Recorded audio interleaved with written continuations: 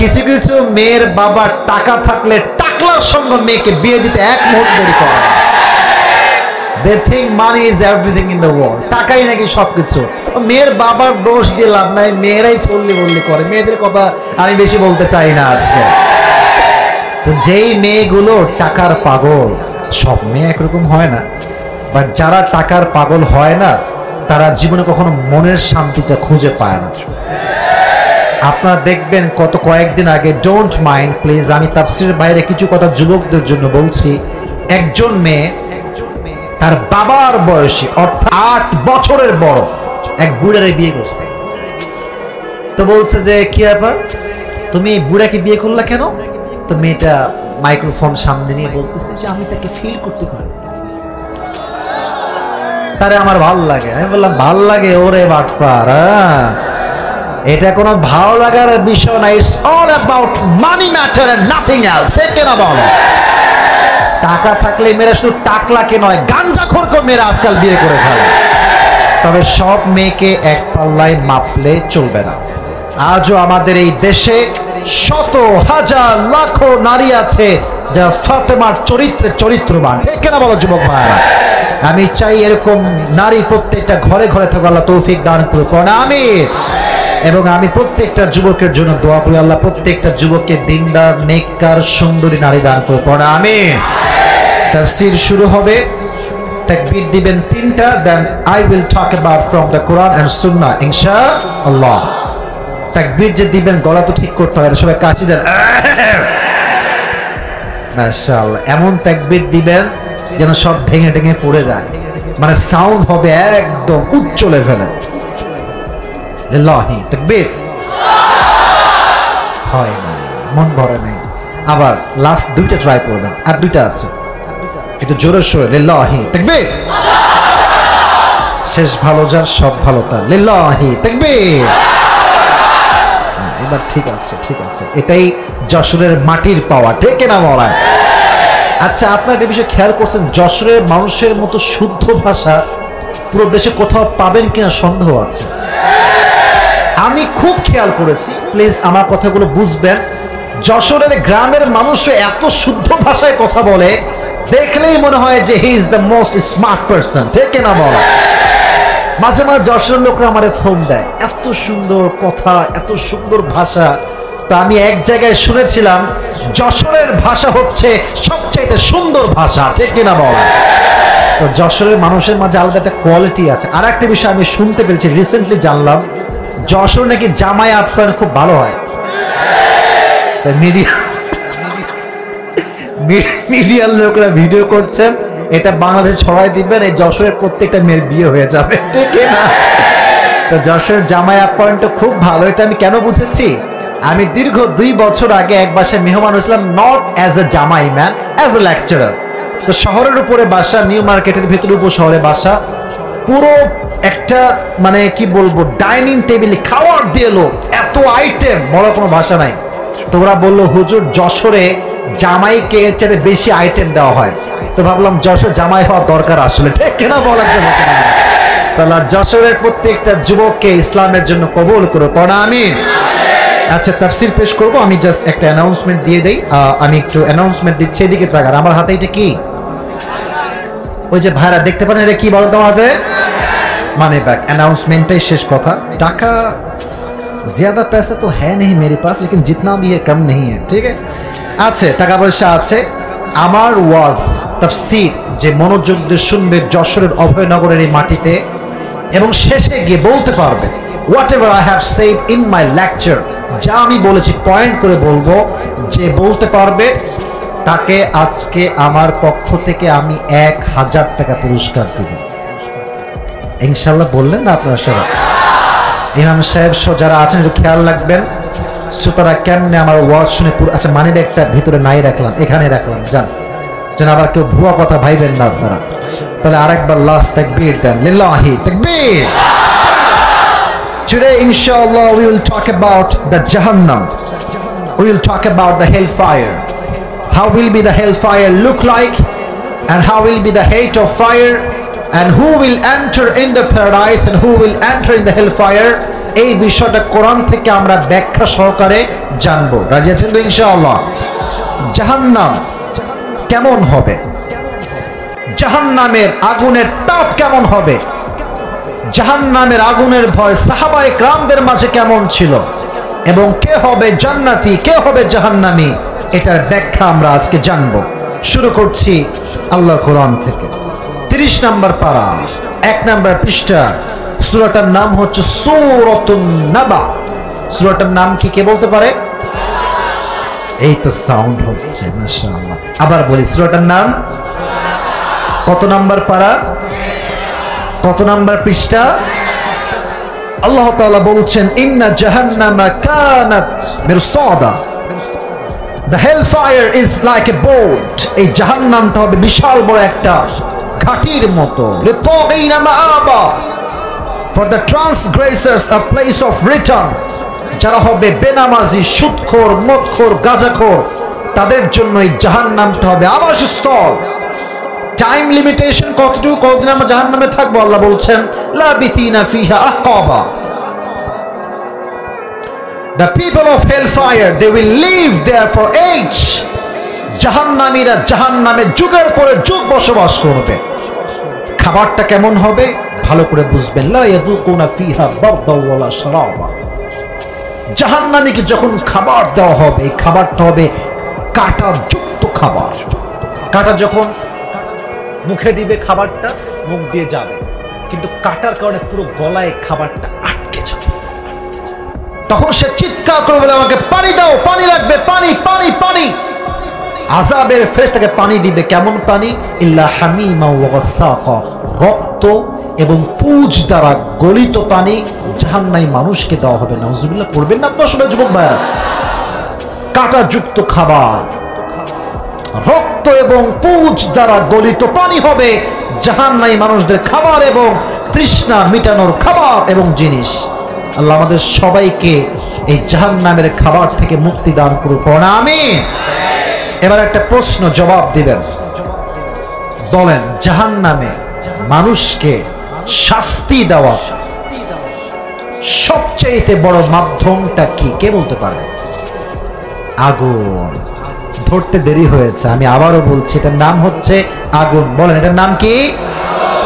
আগুন। আচ্ছা, আগুনটার তাপ কেমন হবে একটু আমি কোরআনটা দেখি, একটু এক্সাম্পল দিই। আচ্ছা বলেন তো, আমার হাতে এটা কি? এটা কি সাউন্ড হইল? এটা কি ভাই? Tissue. Just for 5 minutes you have to take it as an example যে এটা কোনো টিস্যু নয়, এটা হচ্ছে একটা মোমবাতি। এটা কি ভাই? এটা কি ভাই? মোমবাতি। আচ্ছা বলেন তো, মোমবাতির ঠিক উপরের দিকে এই জায়গাতে ছোট্ট নিভি নিভি একদম মিটি মিটি কি জ্বলে? এটি খুব লম্বা না খুবই ছোট? ছোট। আচ্ছা, এক্সাম্পলটা ভালো করে বুঝবেন। একজন যুবক যার বাড়ি যশোরের অভয়নগরে এই দিঘির পাড়ে, আমি বললাম হ্যাঁ এদিকে আসো। আসলো, হুজুর কি হয়েছে আপনার? বললাম যে শোনো, এই যে হচ্ছে মোমবাতি, I will give you 10 crore, তোমাকে আমি 10 কোটি টাকা দেব, but there is on condition, and the condition is you have to put your finger in the fire just for 5 minutes। তোমাকে 10 কোটি টাকা দিব, তোমার এই ফিঙ্গারটা, আঙ্গুলটা এই মোমবাতির আগুনে 5 মিনিট একা ধারে রাখবা। কোন যুবক কি তার হাত আগুনে রাখতে রাজি হবে? হবে না। সে বলবে হুজুর কিসের 10 কোটি টাকা? আমার আসবে তখন আমার হাত ঠিক থাকবে যখন। ঠিক কিনা বলেন?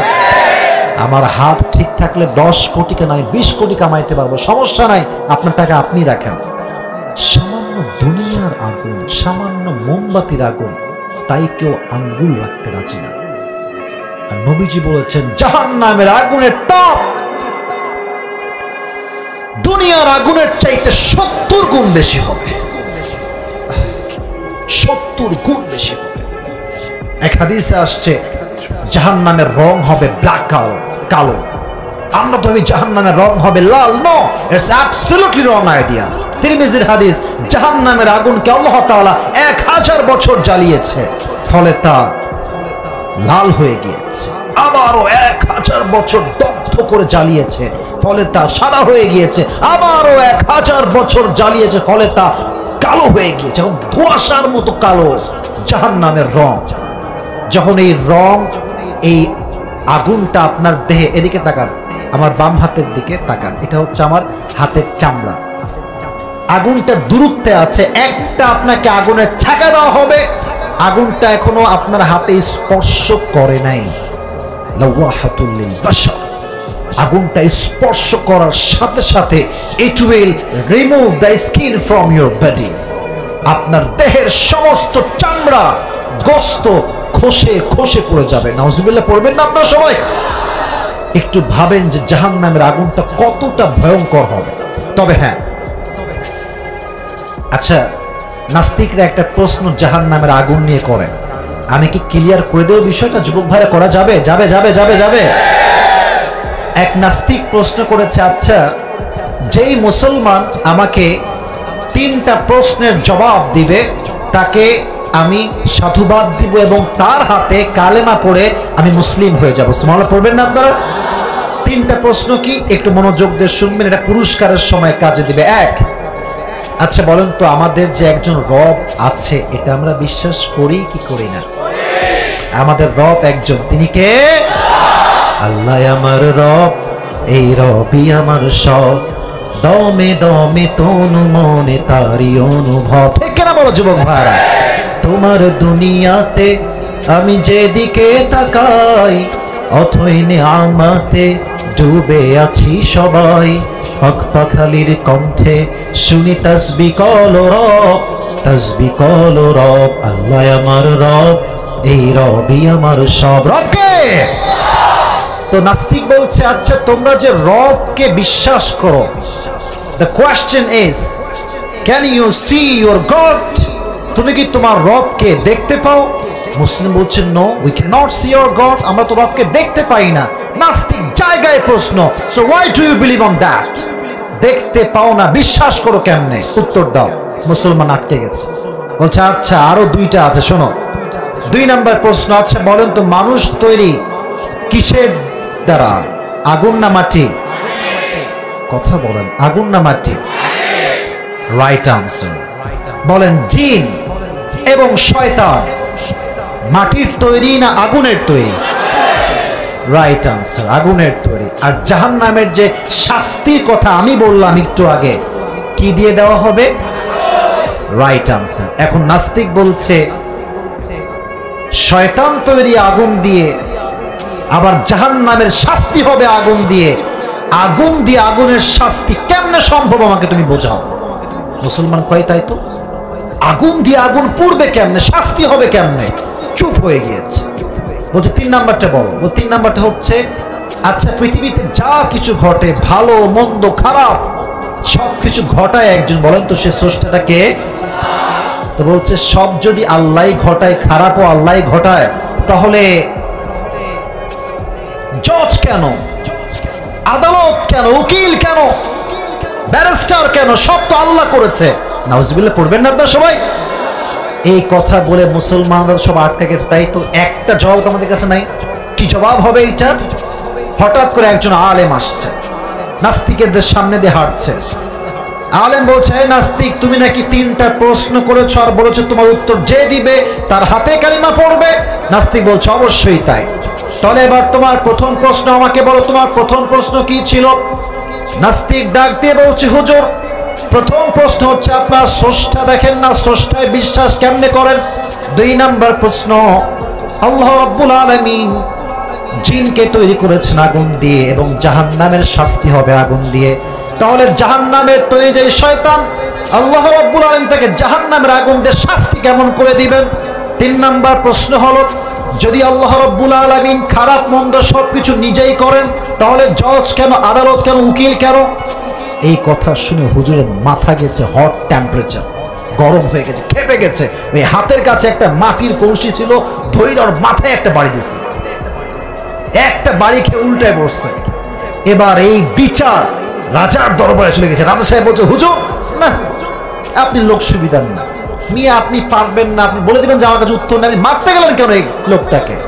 তো বলছে, জাহাপনা আমি যে মাটির কলসি দিয়ে আঘাত করেছি একটা আঘাতে আমার ইমানের 3টা জবাব লুকায়িত আছে। সুবহানাল্লাহ। কোথায় আপনাদের স্বভাব? সবাই কয় হুজুরের মাথার তার মনে হয় গেছে, ছেড়ে গেছে। তো বলছে কেমনে বলেন দেখি। তো বলছে মহারাজ আপনি নাস্তিককে বলেন তার প্রথম প্রশ্ন কি ছিল। নাস্তিক বলছে প্রশ্ন আগে আমার অভিযোগ শোনেন, ও আমাকে আঘাত করছে, আমার আঘাতে প্রচন্ড মাথায় ব্যথা। হুজুর বলছে মহারাজ আগে তার প্রথম প্রশ্ন বলতে বলেন। বলছে প্রথম প্রশ্ন রবকে দেখো না, বিশ্বাস করো কেন? ঠিক আছে প্রশ্ন? বলছে ঠিক আছে। তো তোমার যে ব্যথা তুমি পাইছো তোমার মাথায়, বুকের পাটা থাকলে ব্যথা যে পাচ্ছিস আমাদের। তবে আমি বলবো চাকরির পেছনে না দৌড়িয়ে নিজেকে যোগ্যতা সম্পন্ন মানুষের উপরে মাথায় রাখবেন। একজন সাধারণ মানুষ যে হয়তো বা 10 পাস করেছে, তার মেধাকে খাটিয়ে সে এমন যোগ্যতা অর্জন করেছে যে 10 পাস একজন লোকের আন্ডারে 10,000 মাস্টার্স পাস করা লোক তার আন্ডারে কাজ করে। কথাকে আমি মিথ্যা বলেছি না সত্যি বলেছি? আচ্ছা আপনার সবাই ঢাকার নাম শুনছেন? ঢাকা গাজীপুর নাম শুনছেন? গাজীপুর নাম শুনছেন? গাজীপুরে যদি যান যে বিশাল বড় বড় গার্মেন্টস কারখানা, আমি অনেকের সঙ্গে পরিচিত আমার আছে, কথাবার্তা হয়। তো দেখেছি যারা গার্মেন্টসের বিশাল বড় বড় মালিক 10 পাস করছে, কেউ 8 পাস করছে, কেউ আবার পড়াশোনাই করে না। মানে যেই বড় গার্মেন্টস কয়েক কোটি টাকার বিজনেসটা জাস্ট আইডিয়া, যোগ্যতা, স্কিলস ডেভেলপ। তুমি মাথায় রাখবা তোমার চাকরি তোমাকে কখন বড় লোক করবে না, বাট ব্যবসা করবা তুমি নিমিষে বড় লোক হয়ে যাবে। এটা আমার কথা, নবীজির কথা। যদি জীবনে বরকত আনতে চাও চাকরির পেছনে নয়, যোগ্যতা এবং ব্যবসা নিয়ে কাজ করতে হবে। ঠিক কেনা বলো যুবকেরা? আমি বারবার বলি ভাই ভ্যান চালায় খাবো, মুরগি বেঁচে খাবো, নিজের টাকায় ব্যবসা করবো, যদি কম হয় তাও চলবে, রিক্সা নিয়েও চলবো, বাট আমার জীবনে এক ফোঁটা রক্ত থাকবে হারামের আশেপাশে। ঠিক কিনা বল? যে অনেক যুবকের জীবনে অনেক কষ্ট, তো অনেক যুবক দেখবেন জীবনের কষ্টকে হালকা করার জন্য কানে হেডফোন লাগিয়ে গান শুনে, অনেকে মদ খায়, অনেকে গাঞ্জা খায়। মাথায় রাখবা তুমি কষ্টে যত বেশি গান শুনবা তোমার কষ্ট কমবে না, কষ্ট আরো বেশি বেড়ে যাবে। আল্লাহ আমাদের সবাইকে হেদায়াত দান করুক, অনুযায়ী জীবন চালাবার তৌফিক দান করুক, সকলে পড়া আমিন। তো আজকে আমরা যে সূরা থেকে তাফসীর শুনবো, সূরাটা হচ্ছে সূরাতুল আলে ইমরান। বড় সূরাটার নাম কি? আলে ইমরান। আমি কিন্তু সবার থেকে রেসপন্স পাচ্ছি না, কেন যেন আপনার মাঝে মাঝে মরে যাচ্ছে। I don't know why, but you have to answer me loudly man. কারণ আমরা দিনাজপুরের সন্তান, আমরা বেড়ে বাচ্চার মতো নয়, সিংহের মতো গর্জন দিয়ে আমরা কথা বলবো। সূরাটার নাম কি? আয়াত সংখ্যা হচ্ছে 102। কারণ আয়াত সংখ্যা কত? 102। এই আয়াতে আল্লাহ তাআলা আমাদেরকে অ্যাড্রেস করে দুটি মেসেজ দিয়েছেন। যুবক ভাইরা কয়টা মেসেজ? দুইটা। Number 1, Allah says in this ayah, Ya ayyuhalladhina amanu taqullaha haqqa tuqatih wa la tamutunna illa wa antum muslimun. The first message is, for you who believed, fear your Lord as he should be feared. প্রথম message হচ্ছে তোমরা আল্লাহকে ভয় করলেই হবে না, ভয় করার মতো ভয়। ফার্স্ট মেসেজ, প্রথম কথা, প্রথম মেসেজ মুসলমানদের জন্য, মুমিনের জন্য। সেকেন্ড মেসেজ, ওয়ালা তামুতুন্না ইল্লা ওয়া আনতুম মুসলিমুন, and do not die except as a Muslim. যদি মরতেই হয় প্রকৃতপক্ষের মুসলিম হয়ে মরতে হবে। এই দুটি মেসেজ দিয়ে আল্লাহ তাআলা এই আয়াতকে শেষ করেছেন। তো প্রথম মেসেজ হচ্ছে এইরকম, আওয়াজ করবেন, অনেকে আওয়াজ করছে, সাউন্ড চুপ করেন প্লিজ, এটা করেন না। প্রথম মেসেজ, আমরা পৃথিবীর কোনো মানুষকে ভয় পাই না, কোনো মন্ত্রীকে ভয় পাই না, আমরা ভয় পাই শুধুমাত্র এক সত্তাকে। আওয়াজ দিয়ে বলেন তো তিনি কে? আল্লাহকে আমরা ভয় পাই। আল্লাহ বলছে ইত্তাকুল্লাহ। অপর আয়াতে আল্লাহ তাআলা বলেছেন ফাত্তাকুল্লাহা মাসতাতা'তুম, fear your Lord as much as you can fear, যতটুকু তোমার পারা যায় সর্বোচ্চ সাধ্য থেকে তুমি তোমার রবকে ভয় করো। ফাত্তাকুল্লাহা মাসতাতা'তুম, যতটুকু তুমি পারো ভয় করতে থাকো আল্লাহকে। এখন এই যে ভয়, এটাকে আরবিতে বলা হয় তাকওয়া। যুবকেরা বলো, এটাকে বলা হয় কি? অতএব তুমি মনে করো হুজুর ওয়াজ করলো ঠিক বেঠিক কাঁপায় দিব বলে, না না, এখানে ঠিক বেঠিক বলাটা মূল ফ্যাক্ট নয়। কতটুকু শুনছি, কতটুকু মানছি, এটা হচ্ছে মূল ফ্যাক্ট। ঠিক কিনা বলেন যুবকেরা? তাকওয়া মানে হচ্ছে আল্লাহ। তাকওয়ার ডেফিনেশন হচ্ছে দুইটা, সংজ্ঞা হচ্ছে দুইটা। একবার উবাই ইবনে কাব রাদিয়াল্লাহু তাআলা আনহু কে ওমর ফারুক রাদিয়াল্লাহু তাআলা আনহু বলেন, ইয়া উবাই ইবনে কাব, বলো তো মা তারিফ তাকওয়া, what is the definition of তাকওয়া? তাকওয়া কাকে বলা হয়, আমাকে একটু ব্যাখ্যা করে বোঝাও। উনি একটা অসাধারণ এক্সাম্পল দিয়েছে, উদাহরণ দিয়েছে।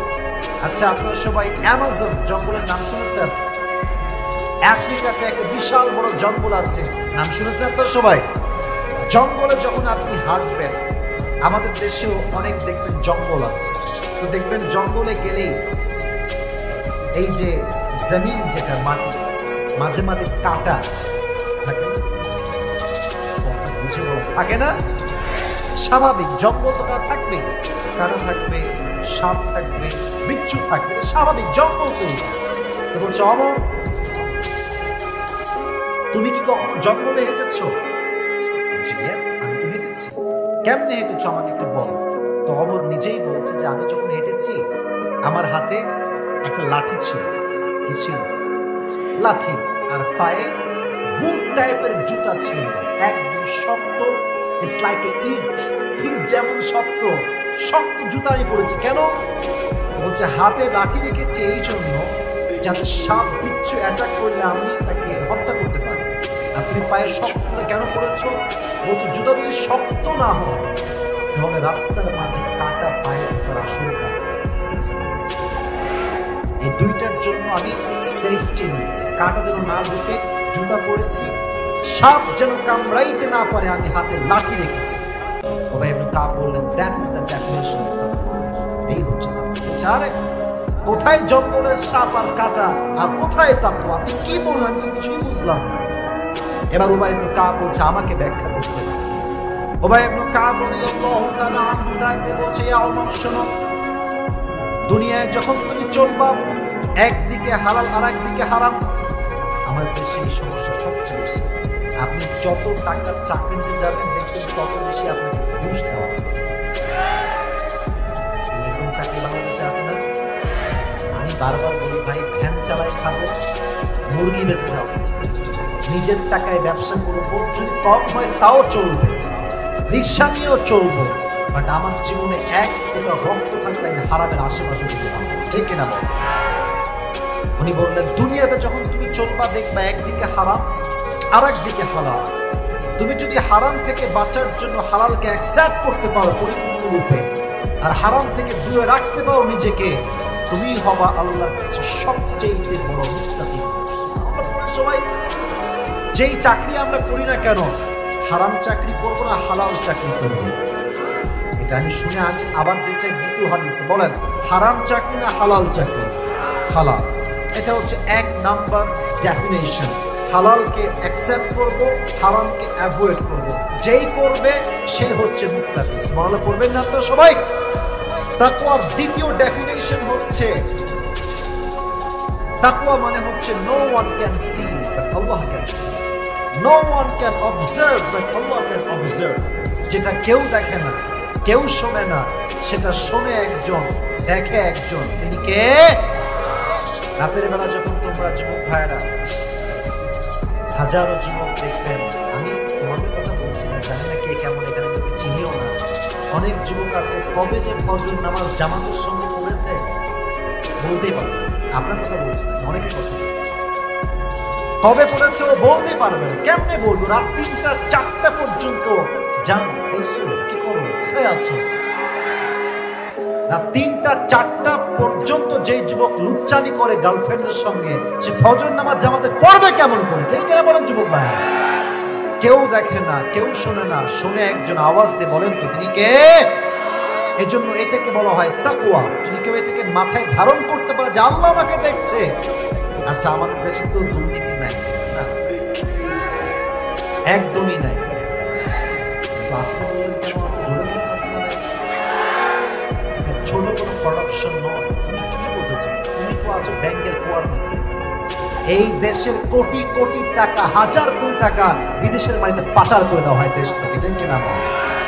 করাপশন। তারা কি বলছে যে আমারে আমার নেতারা না জানলে হইল, আল্লাহ আমার তো দেখবেই না, অথচ আল্লাহ দেখছে কি দেখছে দেখছে। আচ্ছা বলেন তো, ইসলামের একজন খলিফা যিনি সবচেয়ে বেশি বীর পুরুষ ছিলেন, যিনি নবীকে তরবারি দিয়ে আঘাত করতে এসে নিজে কালেমা করে মুসলিম হয়েছেন, তার নাম কি? ওমর ফারুক। তাকওয়া কারে কয়, তাকওয়ার গুণ কারে কয়, আমি বুঝাই দেবো আজকে ইনশাআল্লাহ। ওমর ফারুক একদিন রাতের অন্ধকারে বের হয়েছেন রাষ্ট্রের খবর নেওয়ার জন্য, কে কোন অবস্থায় আছে দেখার জন্য। হঠাৎ করে এক বাসার সামনে তিনি থ মেরে দাঁড়িয়ে গিয়েছেন। দেখছেন বাসার ভেতর থেকে দুইজন কথা বলছে, মেয়ে এবং মেয়ের মা। বলেন যুবকেরা, মেয়ে এবং মেয়ের মা। তো ওমর শুনছেন যে what they are talking about, তারা কি বলছে। তো মাথায় একটা আওয়াজ আসছে কানে, যে মা বলছে এই যে দুধের একটা পেয়ারা দিয়েছে, বলছে এই সব দুধের পেয়ারা তুই এখন পানি মিশাবি, সকালবেলা এটাকে আমরা বেশি ওজনে বেশি দামে বিক্রি করব। তো মেয়ে বলছে আম্মা জান নো, কারণ আপনি কি ওমরের নাম শুনেন নাই? বলছে হ্যাঁ শুনেছি, আমাদের রাষ্ট্রনায়ক বর্ধিত ফরমান জারি করেছেন যে রাষ্ট্রের কেউ কখনো দুধের সঙ্গে পানি মিশাতে পারবে, আমি পারব। তখন মা বলছে আরে পানি দো, doesn't make any sense, Omar কোথায় এখন? রাত বাজে 2টা, ওমরের 14 গোষ্ঠী কেউ এখানে নাই, মিশা ঘুমাইয়া মিশা। তো মেয়ে একটা কথা বলছে, দ্যাটস মাই মেইন মেসেজ, এটা আমার মূল। এই বলছে আমরা যা কেউ দেখে রাত বাজে 2টা, কেউ no one is here and no one can see us, কেউ দেখছে না, কেউ দেখবে না। বাট আমি যদি এই অন্ধকার রাতেও এই অন্যায়টা করি, আমাকে আরশে আজিম থেকে দেখবে একজন কে। এই কথা শুনে ওমর একটু নাড়াচাড়া দিয়ে চাষ করে কি করছে, আরে যুবতী মেয়ের মাঝে এত ভয়। আজকালকার আমাদের দেশে মেয়েরা নষ্ট হচ্ছে মাত্র 14 বছর 13 বছর বয়সে শেষ হয়ে যাচ্ছে। এবং আজকাল, আচ্ছা রাগটা করবেন না, আমি যা বলি সত্য বলি, দেখে বলি, বুঝে বলি। আজকালকার 6 এর 7 এর মেয়েরাও প্রেম করে বেড়ায়, টিকটক চালায় না। যদি বিশ্বাস না একটু খেয়াল করে দেখে না। আর এই সমস্ত টিকটকের পাল্লায় পড়ে ছোট্টবেলায় মেয়েরা সতীত্ব পর্যন্ত হারিয়ে ফেলে, ঠিক কিনা? ওমর ফারুক বলছে আরে এত কম বয়সে এতটা আল্লাহর ভয়। তো উনি এক কাজ করেছেন, এদিকে তাকে গেটের যে সাইড জায়গা থাকে না, গেটের সাইড জায়গা দেওয়াল যেটা, ওখানে চিহ্ন দিয়েছেন আগামীকাল উনি আসবেন এই জন্য। এবার তিনি বাসায় ফিরে গিয়েছেন। বাসায় যাওয়ার পরে তার সন্তানের নাম হচ্ছে আব্দুল্লাহ ইবনে ওমর রাদিয়াল্লাহু তাআলা আনহু। ডাক দিয়ে বলছে ইয়া আব্দুল্লাহ ইবনে ওমর আমার কাছে আসো। বলছে আব্বা জান হঠাৎ করে জরুরি দৌলত কেন, আমাকে ডাকলেন কেন? বলছে আব্বা তুমি কি বিয়ে করবা? প্রথম কথা বিয়ে করবা? তো যুবকরা ভাই টাকা কি থাকে না, তাকে বিয়ে করতে আসলে আমি আগেই রাজি ভাই। তো ও বলছে যে আব্বা আমি তো বিয়ে করবো, বাট মান হিয়া, মেয়েটা কে যাকে আমি বিয়ে করবো? আমি তো প্রিন্স, রাজার ছেলে আমি, আমার যে বউ হবে she will be the princess, সে তো রাজকুমারী হবে। তো ওমর আগে বলছে বাবা থাম, আগে বেশি আগে আমি বলে দিই মেয়েটা কি। তো বলছে মেয়েটা কোনো রাজকুমারী, প্রিন্সেস, বিশাল বড় অট্টালিকায় সে থাকে না, সে সামান্য একজন দুধের ব্যবসায়ী, যারা দুধ বিক্রি করে খায় সেই ঘরের একজন।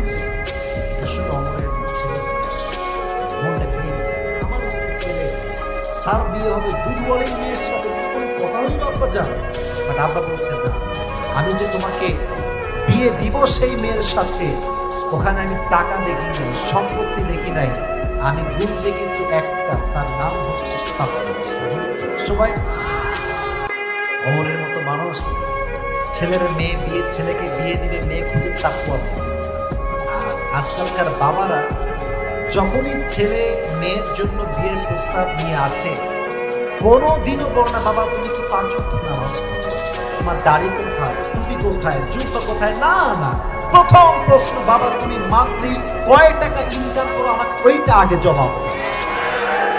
কি আব্বা জান, আমি কি টাকাই বুঝলাম, খালি কি টাকাই বুঝলাম? আমি সেদিন একটা ওয়ার্ক শুনলাম, হুজুর নাম বলবো না, উনি বললেন যে ওনার কোনো একটা মুরব্বী বলা যাবে নাকি, শেষ করে দিন, সবার পারমিশন লাগবে, বলা যাবে? এক মুরব্বী দেখা ব্যথাটা কোথায়? তো কথা বুঝলে তো জোরে ঠিক করে কথা বলছো আপনার যুবক ভাইরা, কথা ঠিক আছে কিনা বলো? শো মি ইওর পেইন, দেখা তোর ব্যথা কোথায়। নাস্তিক কয় ডাজন্ট মেক এনি সেন্স, ব্যথা আমি কেমনে দেখাবো? ব্যথা এটা দেখানো যায় না, এটা ফিল করতে হয়, অনুভব করতে হয়। হুজুর কয় এই তো মামা তুমি লাইনে আসছো, রবকেও দেখা যায় না, বাট রবের যে সৃষ্টি, আমার এই হাত, আমার এই ফিঙ্গার, আমার এই নোজ, আমার এই কপাল, আমার এই চেহারা, আমার এই নাক, আমার এই ঠোঁট, প্রত্যেকটা সৃষ্টি দেখলেই বোঝা যায় স্রষ্টা বলতে একজন আছে। আওয়াজ দিয়ে বলে তিনি কে? নাস্তিক বলছে তাই তো, তাহলে রবকে দেখা যায় না, ফিল করতে হয়, তাই না? বলছে হ্যাঁ। প্রথম আনসার ওকে ডান। তো বলছে দ্বিতীয় প্রশ্ন ছিল যে আগুন, এই কথা বলবো না একদম, আগুন দিয়ে আগুনের শাস্তি কেমনে হবে? তো সে বলতেছে জাহান্নামের প্রশ্ন, তো ভালো করে বুঝবেন। আচ্ছা বলেন তো, আমি যে আপনাকে আঘাত করেছি, কি দিয়ে আঘাত করেছি? বলছি মাটির কলসি। আর আপনি কিসের তৈরি? বলছে আমি কিসের তৈরি? মাটির তৈরি। এবার মানুষ কিসের তৈরি ভাই? বলেন বলেন বলেন। মাটি।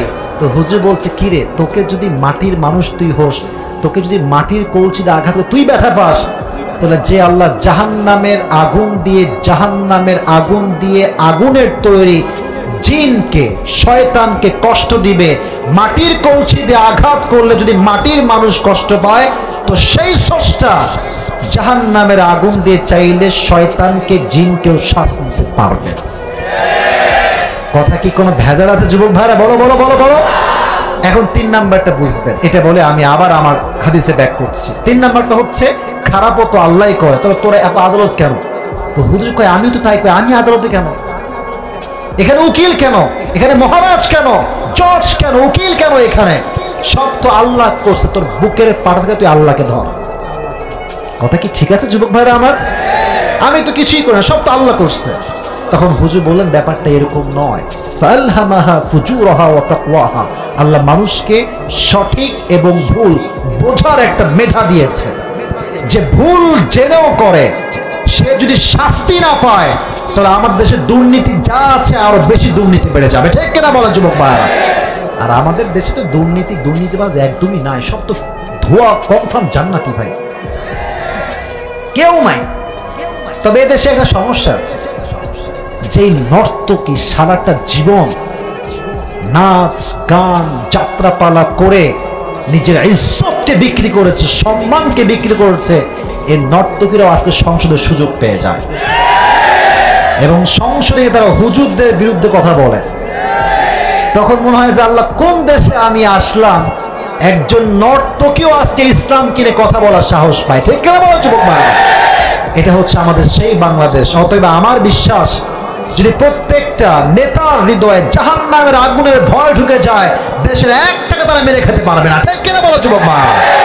এবার বলেন তো, ইসলামের প্রথম খলিফা যিনি ছিলেন তার নাম কি ছিল? কে বলতে পারে? আবু বকর। এদিকে কিন্তু জবাব নাই, আমি কিন্তু সবার থেকে জবাব চাই। ইসলামের প্রথম খলিফা কে ছিল? আবু বকর রাদিয়াল্লাহু তাআলা আনহু। 3 নাম্বার পয়েন্টে আছি, জাহান্নামের আগুনের ভয় সাহাবায়ে কেরামদের মাঝে কেমন ছিল? একদিন আবু বকর রাদিয়াল্লাহু তাআলা আনহুর বউ তার কাছে আসছে, বলছে আবু বকর, তোমার সন্তানগুলো তোমার কাছে সারিদ খেতে চায়, আরব বিশ্বের সবচেয়ে দামি খাবার। বলছে শোনো, আমি যে সারিদ খাওয়াবো আমার কাছে 2টা পয়সা টাকা নাই। প্রধানমন্ত্রী, আমাদের দেশের প্রধানমন্ত্রী যদি বলে যে আমার কাছে টাকা নাই, শেখ হাসিনা মাননীয় প্রধানমন্ত্রী, উনি যদি কয় যে আমার কাছে গরুর গোস্ত খাওয়ার টাকা নাই, যশোর অভনগরে কেউ কি কথা মানতে পারবে? বলেন বলেন বলেন, পারবে পারবে পারবে? মানতে পারবে না। আবু বকর বলছে আমার কাছে টাকা নাই, আমি মাপ চাই, পারবো না আমি খাওয়াইতে। সে বের হয়ে গিয়েছে। দীর্ঘ 3 মাস পরে আবু বকর রাদিয়াল্লাহু তাআলা আনহু একদিন বাসায় আসছেন। এবার তার বউ ছোট্ট একটা প্লেট নিয়ে তার সামনে আসছে। প্লেটের দিকে তাকায় দেখে তার বউ তার জন্য শাড়ি নিয়ে আসছে কয়েক টুকরা। ডাক দিয়ে বলছে, বউ আমার, শাড়িটা আমার কই থেকে আসলো? আমি তোমার কেনার জন্য কোনো টাকা পয়সা কিচ্ছু নেই, তুমি টাকা পাইলা কই থেকে? টাকা আসলো কই থেকে? তুমি শাড়ি কিনলা কই থেকে? তো বলছে, আমার স্বামী, আপনি যে আমাকে দীর্ঘ 3 মাস হাত খরচ টাকা দিয়েছেন, কথা বুঝবেন, হাত খরচের টাকা, ওখান থেকে টাকা বাঁচিয়ে বাঁচিয়ে বাঁচিয়ে বাঁচিয়ে আজকে আমি আমার সন্তানদের আবদার প্রধানমন্ত্রীর বউ হয়ে 3 মাস পরে পূরণ করতে পেরেছি। সুবহানাল্লাহ, আপনাদের ভিতর নাই সবার? আয় হায়, হাদিস তো এখনো শেষই করতে পারলাম না। এবার এসে বলছে, ঠিক আছে, তো তুমি আমাকেও একটু দাও, আমি একটু খাই, আমারও বড্ড ইচ্ছা হয় খেতে। খেয়েছে, কয়েকটা শাড়ি খেয়ে সোজা সংসদ ভবনে চলে গিয়েছে। কোথায় আছো আমার মন্ত্রী মিনিস্টার? কোথায় আমার মেয়র? কোথায় আমার নেতা? কোথায় আমার পুলিশ, ব্যাট, বিডিআর, র্যাব? কোথায় আসো সবাই? বিশাল বড় একটা মিটিং ডেকেছে। এবার বলছে, শোনো আমার ভাইয়েরা, তোমরা আমাকে রাষ্ট্রের পক্ষ থেকে যে বেতন দাও, আজকে এই বেতনটা কমিয়ে দাও, আমার এত বেতন লাগবে না। কেন? কারণ আমার বউ 3 মাসের টাকা বাঁচিয়ে শাড়ি কিনেছে। এটাই প্রমাণ করে যে এর চাইতে কম বেতন পেলেও আমার সংসারটা চলে যাবে। এখানে তো হাজার হাজার যুবক দেখবেন, কোন যুবকের ঘাড় সোজা, কোন যুবকের ঘাড় টেরা। কেউ সহজে বুঝে, আবার কেউ বুঝেও বুঝতে চায় না, ঠিক কেন বলে? তো ওখানে একজন ঘাড় টেরা যুবক ছিল, দাঁড়ায় গেছে। আবু বকর, একটা অবজেকশন আছে, আবদার এবং অভিযোগ। কি অভিযোগ? বলছে, আচ্ছা আপনি কাদের জন্য কাজ করেন? আবু বকর বলছে, আমি জনগণের জন্য কাজ করি। বলছে, আমরাই তো জনগণ, তাই না? বলছে, হ্যাঁ তোমরা জনগণ। আমরা আপনাকে পারমিশন দিচ্ছি, আপনি আমাদের বেতন যা ছিল তাই রাখবেন, আমাদের কোনো আবদার নাই, কোনো অবজেকশন নাই এই বিষয়ে, আপনি রাখেন সব টাকা আপনার কাছে। আবু বকর বলছে, তাই? তোমার 2 পয়সা আমি আজকে রাষ্ট্র থেকে বেশি রাখবো, আর কিয়ামতের দিন আল্লাহ আমাকে জাহান্নামে নিক্ষেপ করবে, যেই আগুন দুনিয়ার আগুনের চাইতে 70 গুণ বেশি দাম। আমি সামান্য কয়েক টাকার জন্য আল্লাহর জাহান্নামের আগুনে পুড়তে রাজি নই। বললেন আপনারা, সামান্য কয়েকটা দিনার রাষ্ট্র থেকে নেয় নাই। আর আমাদের দেশের কথা আমি বলতে চাই না, এই দেশের সামান্য পদ পেলে কিছু নেতা দেশের কোটি কোটি টাকা দেশ থেকে বিদেশের মাটিতে পাচার করে দেয়, ঠিক কিনা বল? যদি আমি আসিফকে বিশ্বাস না হয় নিউজ পড়বেন। আর আমরা হুজুররা বললেই দোষ, আমরা বললে অপরাধ হয়ে যাবে। আমার কথা একটা, আপনিও নাগরিক, আমিও নাগরিক। এদেশে টাকা কেউ মেরে খাবে আর আমরা চুপ থাকবো, এটা বোমা শয়তান হবে, আর আমরা কোনো বোমা শয়তান নই, ঠিক কিনা বলছো বাবা? রাষ্ট্রের টাকা যারা মেরে খায় তাদের হৃদয়ে জাহান্নামের আগুনের ভয় নাই। আচ্ছা, আমি আগে একটা প্রশ্ন করেছিলাম যে ইসলামের সর্বশ্রেষ্ঠ খলিফা নাম যেন কি ছিল? ওমর। বলেন সবাই, নাম কি? পরিবেশ মাশাআল্লাহ অনেক অনেক অনেক সুন্দর পরিবেশ। আমি যেমনটা চেয়েছি তেমনটা পরিবেশই এখনো আছে। আমি চাই আপনাদের 12টা অলরেডি বেজে পার। আমি চাইবো আমার ওয়াজ, আমি যেহেতু শুরু করেছি, আমাকে যুবকরা যশোরে ভালোবাসে, আমার ওয়াজ শেষ না হওয়া পর্যন্ত আমি কোন টাইমের হিসাব আজকে করব না। এবং আমার একটা ওয়াদা আমাকে করতে হবে, ডানে বামে সামনে যারাই আছেন আমাকে সবাই এই বুকে হাত দেন। Everyone put your hand on your heart, মনে হাত রাখেন। আমি যা বলি, কেউ কই যায়, একজন মুরব্বী মনে হয়, পেছনে বসেন, বসো বসো, বুকে হাত রেখে আমি যা বলি শপথ বাক্য পাঠ করেন সবাই। ডানে কি ঠিকঠাক আছে? সব বামে ঠিকঠাক আছে? ভেরি গুড, মাশাআল্লাহ। সবাই আমার সঙ্গে, you have to repeat after me. আমি যা বলি আপনিও তাই বলবেন। সবাই এক বাক্যে বলেন, হুজুর। যশোরের সাউন্ড এমনি হয় না, বাঘের বাচ্চার মতো সবাই বলেন, হুজুর।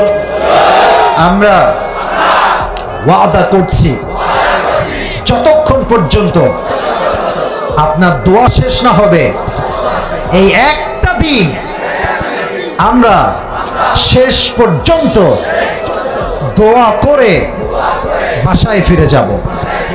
জোরে সোরে বলেন ইনশাআল্লাহ। এবার দেখি মামু তুমি যাও কোথায়? হ্যাঁ, এবার একদম ওয়াদা করাই নিয়েছি, বেশি না, আরেকটু সময় নিব, আমাকে পুরো ওয়াজটা সাজিয়ে গুছিয়ে বলতে দেন। একদিন ওমর ফারুক রাদিয়াল্লাহু তাআলা আনহু, আচ্ছা বলো তো মসজিদের মেম্বারে দাঁড়িয়ে খতিব সাহেব কি দেয়? রাইট আনসার, কি দেয়? খুতবা। আচ্ছা এবার আমার দেহের দিকে তাকান, লুক এট মাই ড্রেস। এটা কি পাঞ্জাবি না জুব্বা? একটু বলেন না, পাঞ্জাবি না জুব্বা?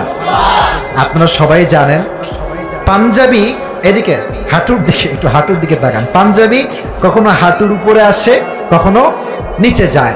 হাঁটুর উপরে থাকলে বলা হয় this is called short panjabi, হাঁটুর নিচে গেলে বলে লং পাঞ্জাবি। আর জুব্বা যেটা হয় এটা হয় গোল এবং এটা একদম টাকনু বরাবর, কথা ঠিক আছে না? আমার নিচ পর্যন্ত যায়।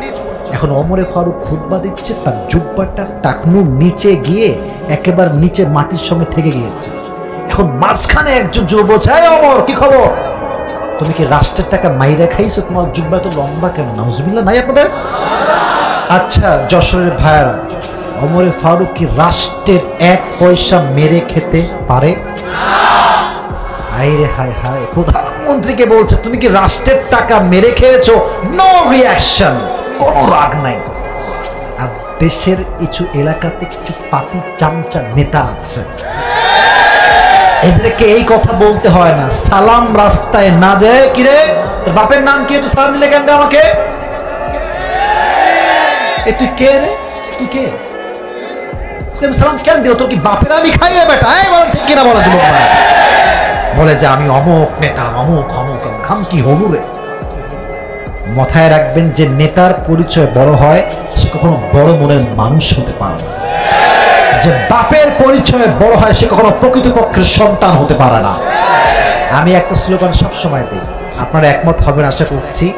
আমি আমার নিজের পরিচয় এত বড় করব, আমার পরিচয় দিয়ে আমার বাপের পরিচয় হবে, বাপের পরিচয় দিয়ে আমার কোনো পরিচয় হবে না, ঠিক কিনা বল?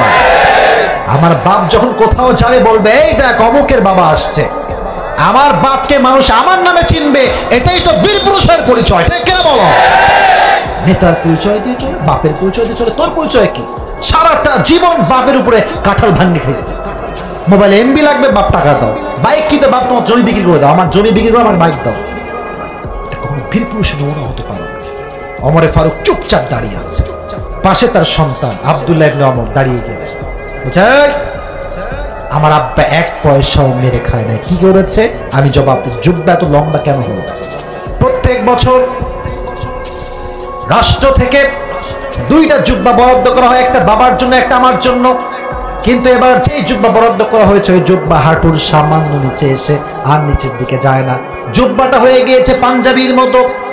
এখন গোটা বিশ্বের অর্ধজাহানের খলিফা জুব্বা যদি পরে পাঞ্জাবির মতো শর্ট, তার ব্যক্তিত্বের সঙ্গে এটা কি যায়? বুঝি নাই, যায় যায় যায়।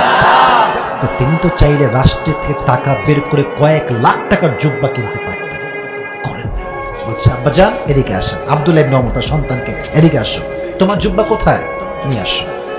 এটা হচ্ছে ওমরের জুব্বা, এটা হচ্ছে ওমরের ছেলের জুব্বা, 2টা জুব্বা নিয়ে আসছে। বলছে দর্জি কোথায়, দর্জিকে নিয়ে আসো। দর্জি সাহেব আসছে, মহারাজ কি অর্ডার, জাস্ট অর্ডার করেন, আমি পালন করতে বাধ্য।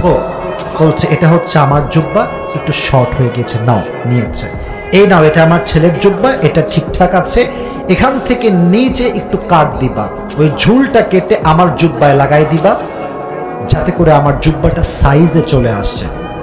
রাষ্ট্রপ্রধান জুব্বাকে তালি লাগিয়ে জোড়া লাগিয়ে পড়েছে, 1টা টাকা রাষ্ট্রের জাহান্নামের ভয়ে মেরে খায় না।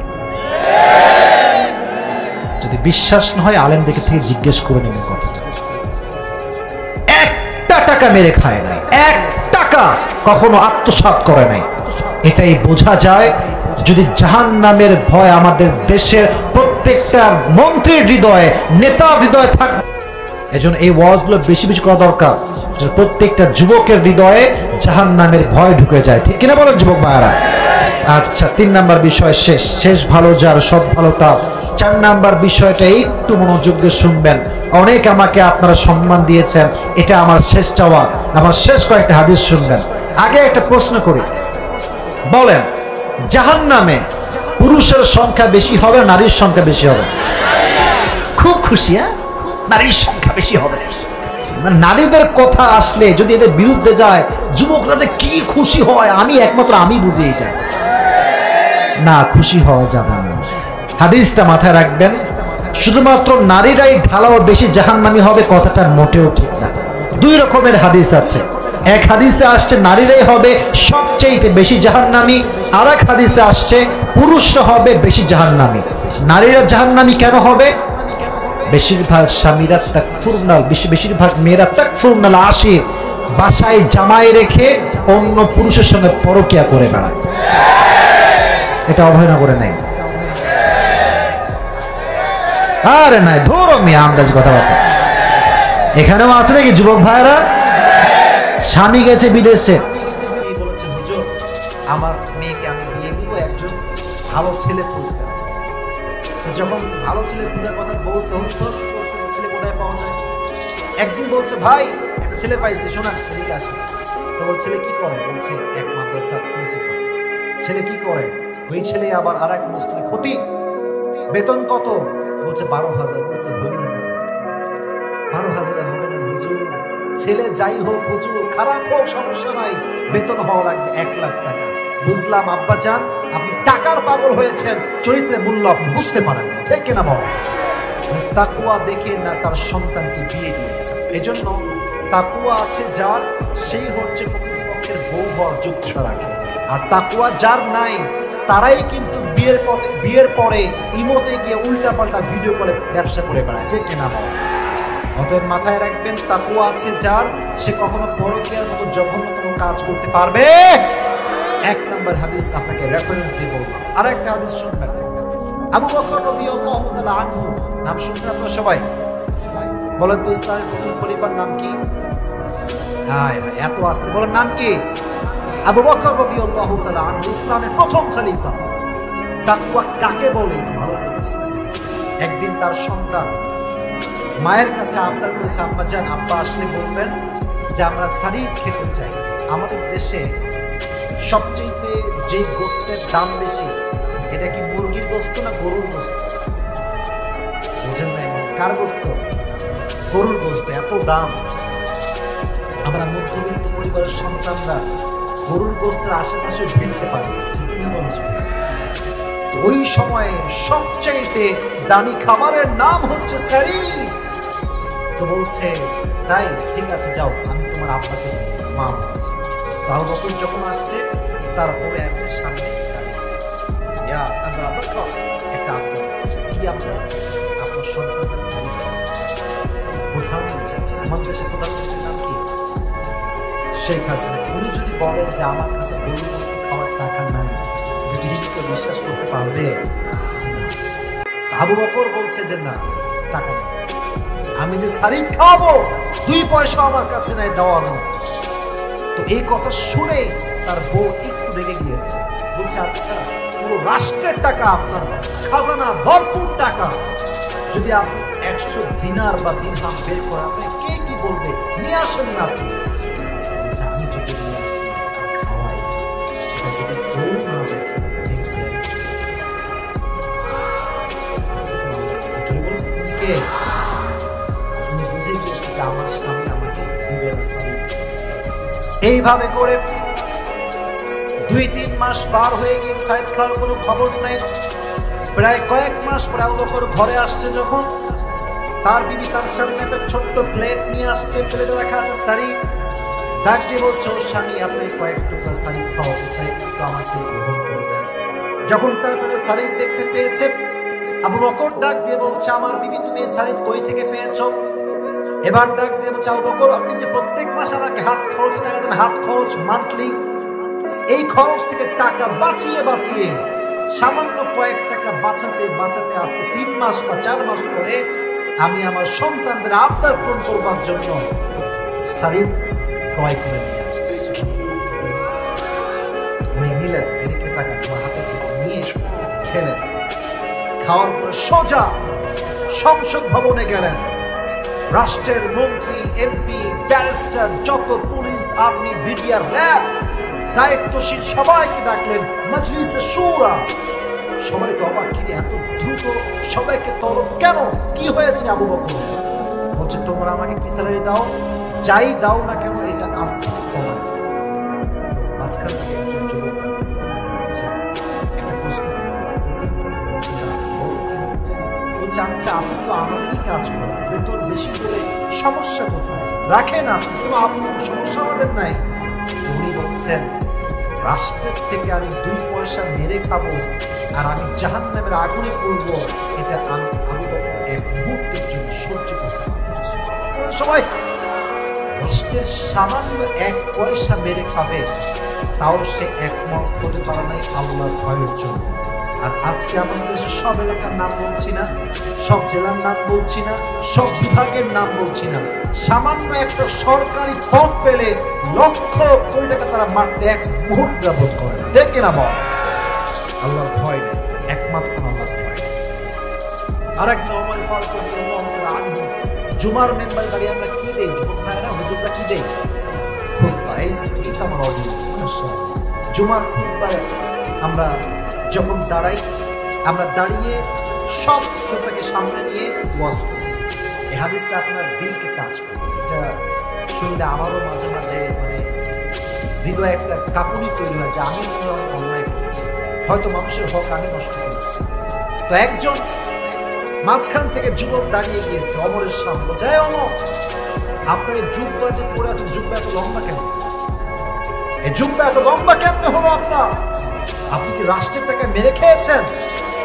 এই কথা বলে একদম পুরো মজলিসকে থ মেরে দিয়েছে। সব অবাক, রাষ্ট্রপ্রধানকে এই প্রশ্ন।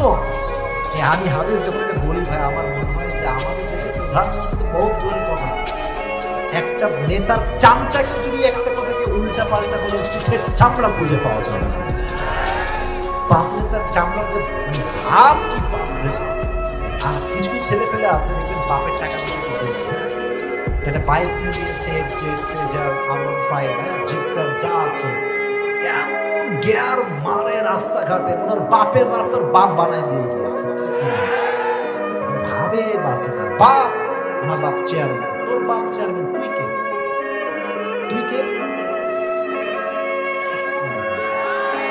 তুই কে, তোর বাপ চেয়ারম্যান বুঝতাম, তোর বাপ কোম্পানি মালিক বুঝতাম, তোর পরিচয় তো, ও তুই বাপের টাকা খাস, তোর এটা পরিচয়, তাই এই পরিচয় দাম আমাদের কাছে কেনা বলার জন্য ভাবের জায়গা পায় না। কিন্তু আমার দিকে তাকে অমরে ফারুক এই কথা শুনে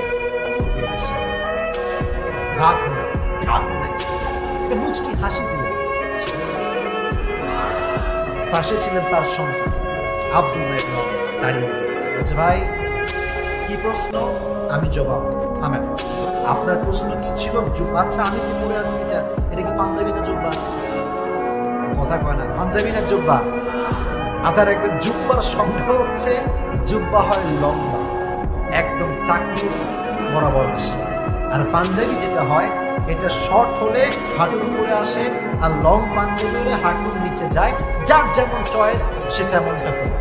তো তোমার জুব্বা এত লম্বা কেন, তার প্রশ্ন হচ্ছে এইটা। এবার সন্তান বলছে শোনো কেন লম্বা হয়েছে। রাষ্ট্রের পক্ষ থেকে প্রত্যেক বছর 2টা জামা আমাদেরকে দেওয়া হয়, একটা বাবার জন্য আর একটা আমার জন্য।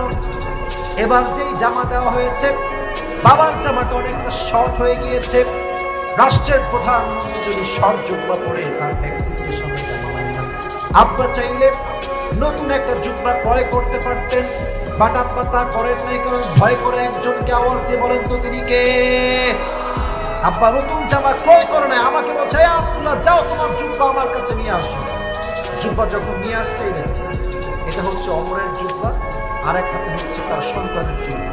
দুইটা নিয়ে এসে দর্জিকে দিয়ে তালি লাগিয়েছে, তালি লাগিয়ে জুব্বা পরেছে এবং জুব্বাটা একটু লম্বা হয়ে গিয়েছে, তাই সে টাকলু বরাবর থেকে একটু সামান্য লম্বা হয়েছে। অমর ফারুক চাইলে কয়েক লক্ষ টাকা দিয়ে দামি জুব্বা কিনতে পারতেন, বাট তিনি একটা পয়সা মারেন নাই, কারণ ভয় আছে। যাদের হৃদয়ে আছে আল্লাহর ভয়, তারা কবু পথ ভুলে যায় না। আল্লাহর প্রেম ছাড়া এই দুনিয়ায় কারো কাছে কোনো কিছু যায় না। ঠিক না বল যুবকেরা? রাতের আধারে যারা সিজদাতে নয়, দু চোখের অশ্রুতে নদী যেন বয়, ছলনার হাত ছানি যতই আসুক, ছলনার হাত ছানি যতই আসুক, পেছনে ফিরেও সে তাকায় না। পড়ে যাদের হৃদয়ে আছে আল্লাহর ভয়, তারা কবু পথ ভুলে যায় না।